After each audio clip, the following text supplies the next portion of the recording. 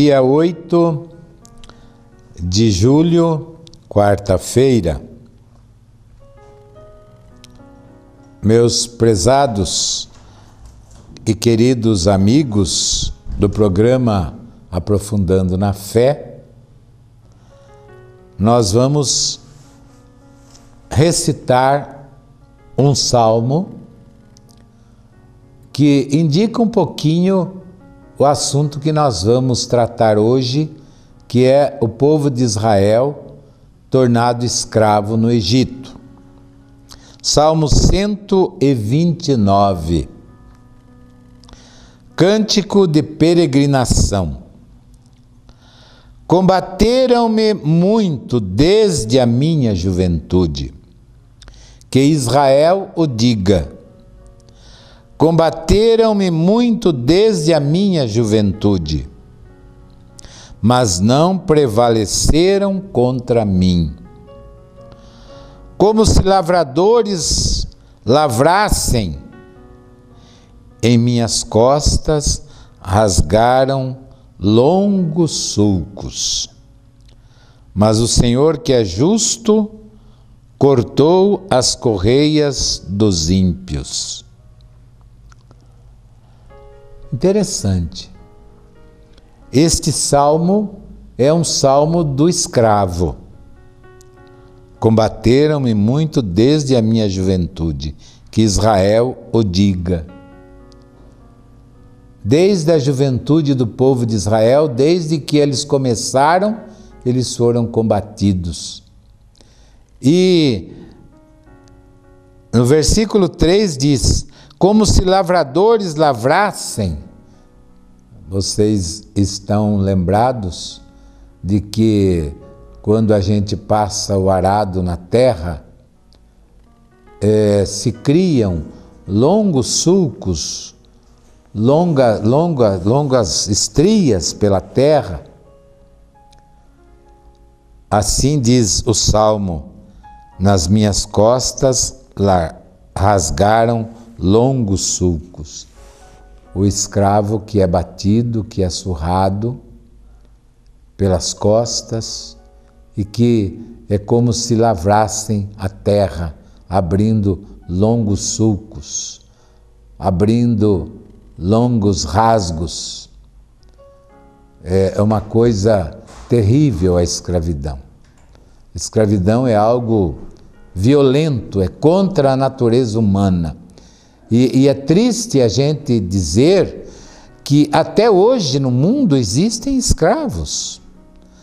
Às vezes até aqui no Brasil, pessoas que são escravizadas, pessoas que não são considerados seres humanos.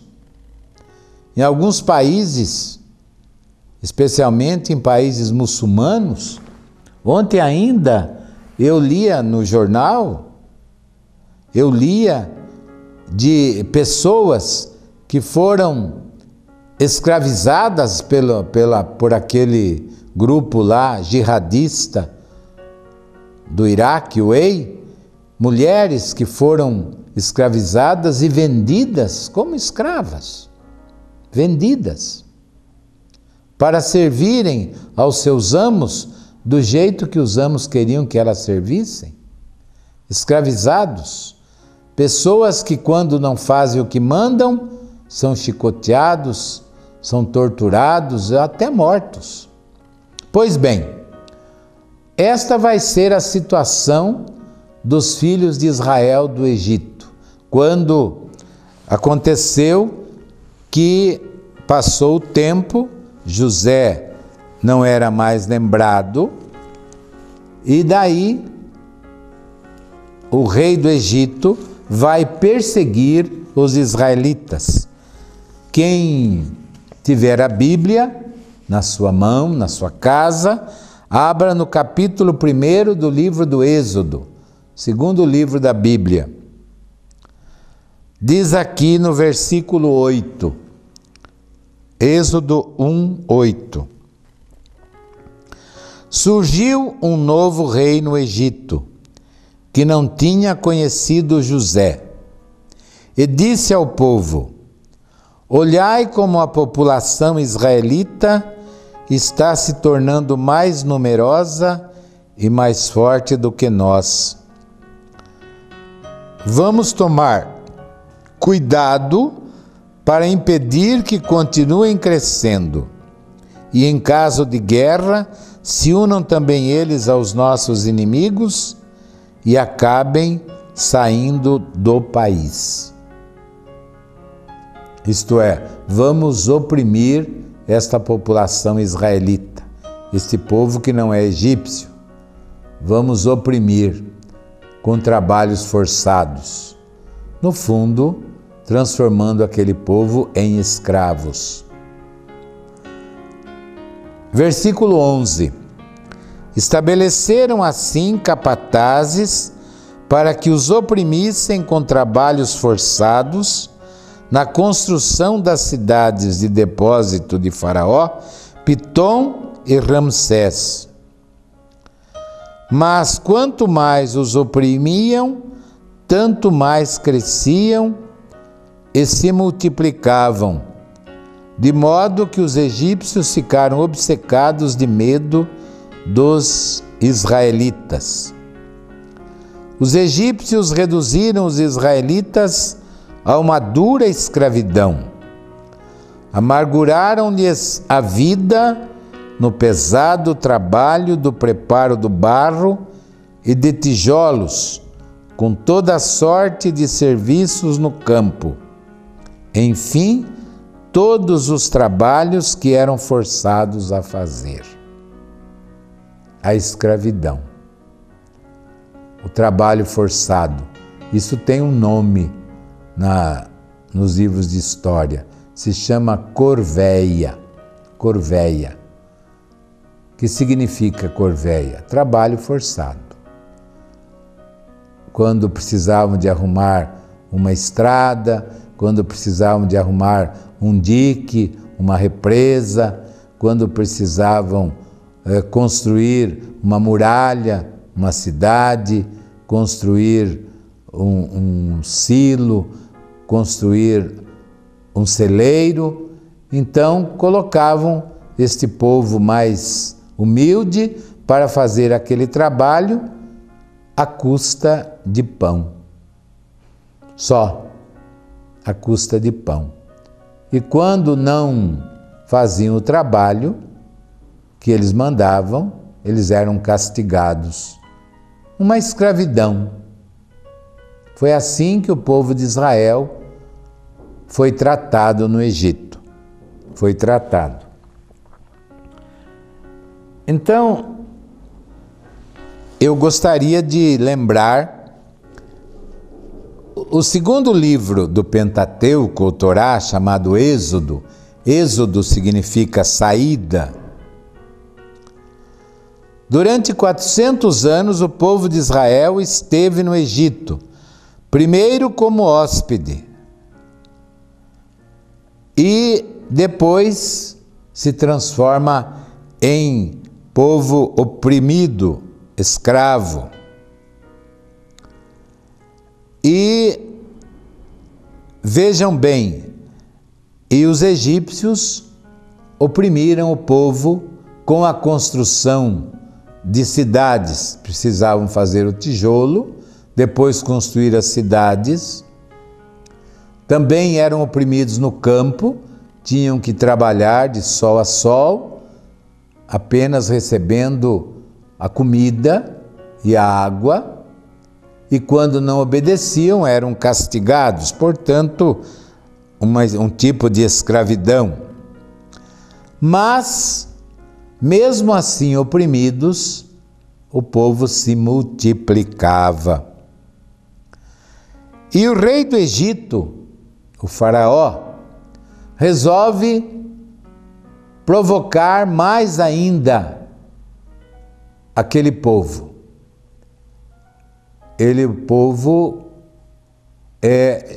O povo que tinham filhos. O rei do Egito manda dizer às parteiras que quando fosse nascer uma criança, eles vissem o sexo da criança. Se fosse menina, que deixassem sobreviver, se fossem meninos, que fossem mortos. Isso daí se chama genocídio. Genocídio é acabar com um povo, porque se ficassem suas meninas, para que serviriam? Só para serem escravas. Não eram mais para formar um povo. E Deus, que era temido pelas parteiras, as parteiras não obedecem ao rei e deixa os meninos sobreviverem. Aí o rei do Egito, quando viu que o seu expediente de mandar matar os meninos não deu certo, então o faraó condenou todo menino a ser jogado no rio Nilo. A ser jogado no rio Nilo. Ser jogado como imprestável. Sabem, é interessante como Deus é justo, né? O faraó, que se julgava Deus, que se julgava todo-poderoso, ele manda que os filhos dos israelitas fossem jogados no rio Nilo. Depois, passado muito tempo, quando vierem as pragas do Egito, a última praga do Egito foi a praga dos primogênitos. O próprio filho do faraó morre também nesta praga. O herdeiro do Egito morre e o faraó não pode fazer nada. O faraó tinha oprimido tanto o povo que o povo não podia nem mais ter filhos. E Deus depois vai dar o pago ao faraó. Ele também vai perder o seu filho primogênito, o seu herdeiro, para saber quanto dói um pai perder um filho. Não é fácil um pai perder um filho. Ainda mais um filho que estava com saúde e vivo ser jogado no rio Nilo para morrer afogado. Então o rio Nilo, na realidade, se transforma no túmulo de muitas crianças. De muitas crianças. No tempo deste faraó. A história diz que talvez este faraó tenha sido Ramsés II, que governou o Egito durante 60 anos, mais ou menos. Nós não sabemos certo quem era este faraó, mas que ele praticou o genocídio, praticou contra o povo de Israel. Bem, para a gente entender um pouquinho o que é esta situação, é preciso a gente entender um pouquinho o que é o Egito. O Egito é uma faixa de terra não muito grande até hoje. Uma faixa de terra no norte da África. O Egito, na prática, é um deserto. Só que o Egito inteiro é regado por um grande rio, o rio mais comprido do mundo, o rio Nilo, um rio muito bonito.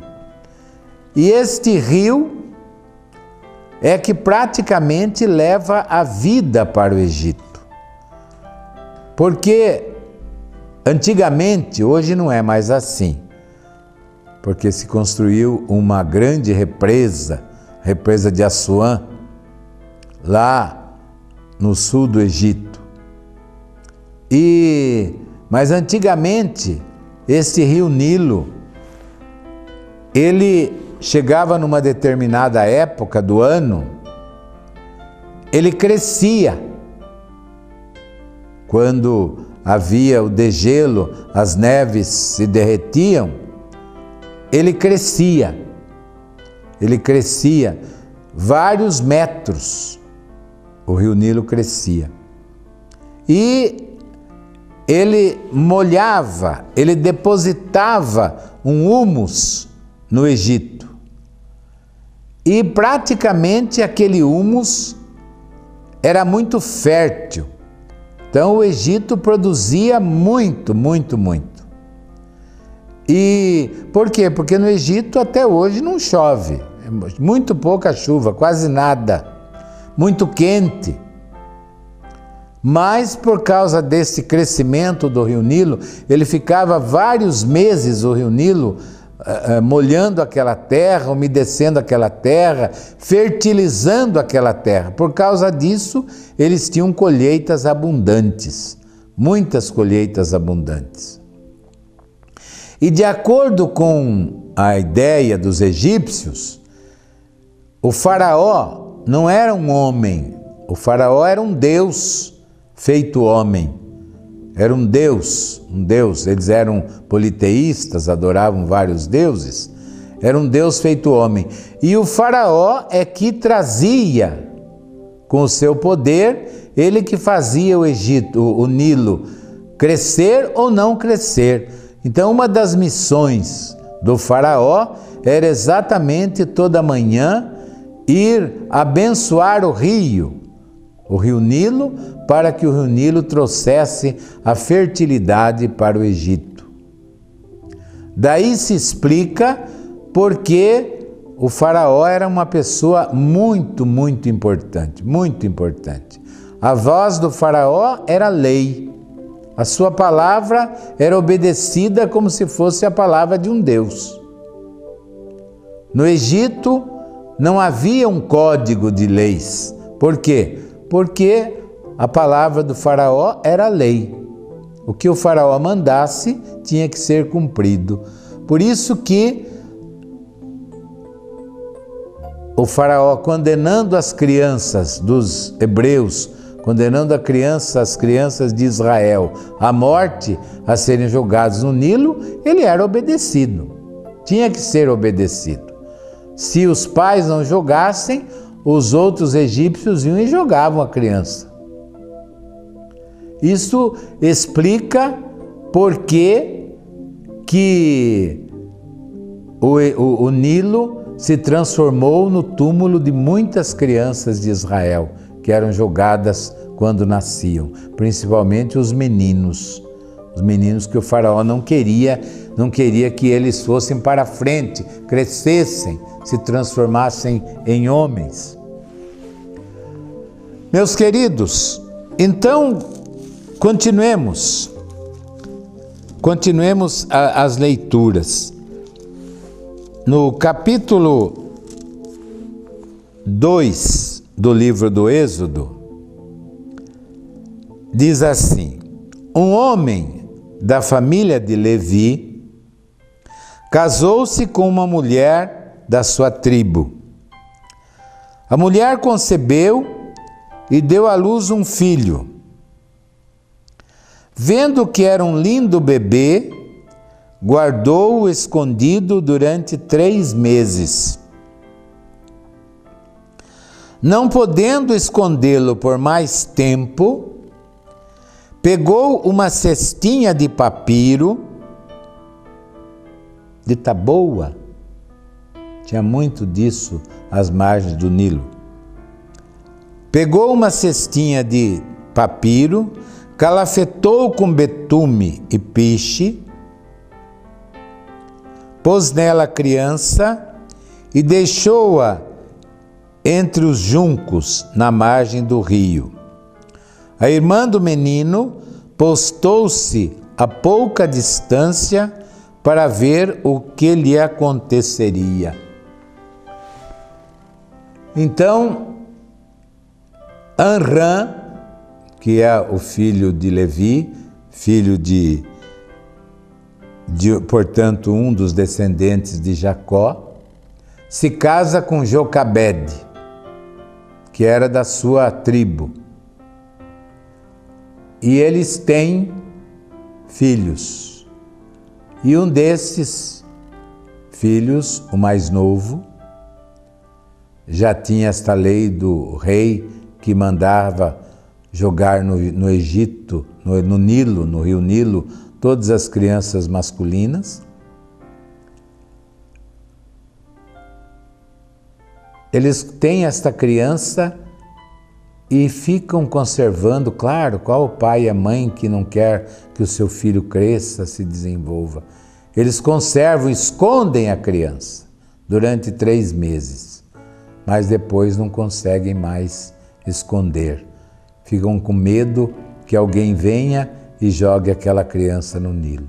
Então a mãe, desesperada, tentando salvar o seu filho, a mãe faz uma cestinha de junco, uma cestinha de vime, calafeta essa cestinha, põe a criança lá dentro e pede à filha Miriam que vigie a cestinha. Ela coloca agora nas mãos de Deus o destino daquela criança. E realmente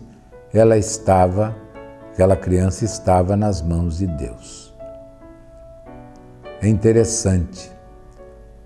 Jocabede e Anrã confiam no Senhor. Eles não vão cumprir aquela ordem iníqua, aquela ordem horrível do faraó, mas vão colocar a criança nas mãos de Deus. E colocam a criança ali, às margens do rio Nilo, perto do taboal, portanto água parada, e a irmã fica vigiando para ver o que vai acontecer. E nós vamos ver o que vai acontecer. Deus está atento àquela criança, porque Deus pretendia salvá-la. Amanhã nós vamos trabalhar esse assunto. Para todos vocês que estão em casa, que a bênção de Deus Todo-Poderoso, Pai, Filho e Espírito Santo, desça sobre vós e convosco permaneça agora e para sempre. Amém.